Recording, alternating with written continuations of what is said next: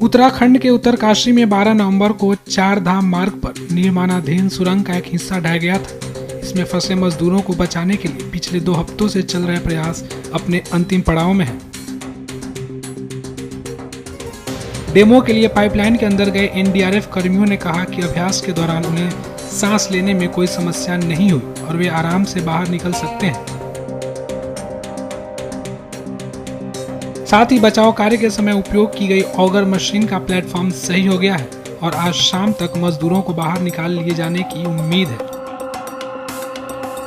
सड़क और परिवहन मंत्रालय के अतिरिक्त तकनीकी सचिव महमूद अहमद के मुताबिक बर्मा ड्रिलिंग मशीन को फिर से जोड़ दिया गया है।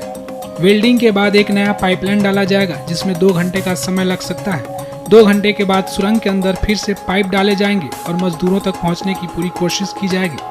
साथ उन्होंने बचाव कार्य में आ रही रुकावटों की भी जानकारी दी। हमने 23 के सवेरे और लोगों को बुला लिया था, क्या पता आगे और कोई बाधाएं आए। तो प्रवीण और बलविंदर के साथ हमारे साथ और भी इनके लड़के आए, उनका भी नाम मैं आपके साथ शेयर करूंगा। करीब 8-9 लोगों की टीम है, वो हम आपके साथ शेयर करेंगे। और ये लोग बड़ी बहादुरी से बिल्कुल फिर रात भर जाकर ये जो पाइप जो आप देखें, जो छत पे ऐसा रहता है और लंबा सा ऐसे होके, और मलबा के साथ कोलैप्स के बाद ये मशीन में ये सामने ऑगर इसलिए चल नहीं पाया, तो वो ऑगर के जो ब्लेड्स हैं, वो ऑगर के ब्लेड्स के चारों तरफ ऐसे मुड़ गया।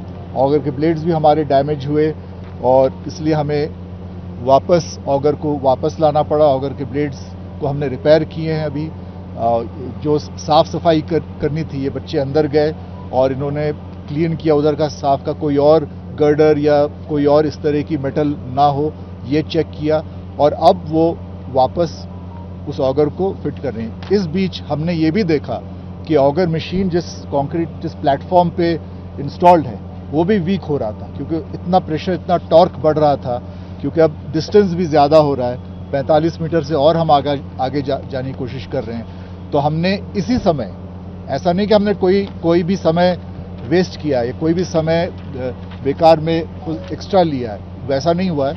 हम इसी समय, जब ये क्लीनिंग हो रहा था, अंदर पाइप सफाई हो रही थी और जो जितने सारे मेटल के 4 पोल्स जो मैंने आपको अभी दिखाया, या उससे पहले भी जो गर्डर्स जो हमारे रास्ते पे अड़चन पैदा कर रहे थे, उसी वक्त हमने कंक्रीट का प्लेटफॉर्म किया, उसकी मतलब ग्राउटिंग की उसकी, और जो भी रॉक बोल्टिंग कहते हैं, रॉक बोल्टिंग भी की हमने, ताकि मशीन फिर से मजबूत से बैठा रहे। प्रॉपर उसका रॉक बोल्टिंग और ग्राउटिंग की वजह से हमने ज़्यादा कंक्रीट डाला और मजबूत रहे। हमने ऑफ कोर्स एक्सीलरेटिंग एजेंट डाला कि जल्द से जल्द कंक्रीट जम जाए, टाइम कोई वेस्ट ना हो। हम ये करके सारा फिर से सेट किया। अब ऑगर को हमने वापस रीअसेंबल कर लिया है। अब जैसे हम अभी आपको इसी प्रेस ब्रीफिंग में ये बताना चाहेंगे कि जब वेल्डिंग हो जाएगी, अब जो नई पाइप अब हम डालेंगे उसकी वेल्डिंग हो जाएगी। 2 घंटे लगते हैं उसमें, वेल्डिंग के प्रोसेस में भी। आपको ये पहले भी मैंने समझाया है कि वेल्डिंग का प्रोसेस इतने बारीकी से हमें करना पड़ता है और इतने केयरफुली करना पड़ता है कि वेल्डिंग की जगह पाइप से भी मजबूत रहे। ये प्रयास रहता है हमारा। 2 घंटे बाद हम उम्मीद करते हैं वेल्डिंग हमारी पूरी हो और हम पाइप पुश करें, इस बार आगे पुश करें। इस बार कोई बाधाएं हमारे रास्ते पे ना आए, कोई अड़चन और ना आए, ऐसे हम प्रार्थना करते हैं। आप भी कीजिए हमारे साथ, ताकि हम तेजी से और आगे बढ़ें।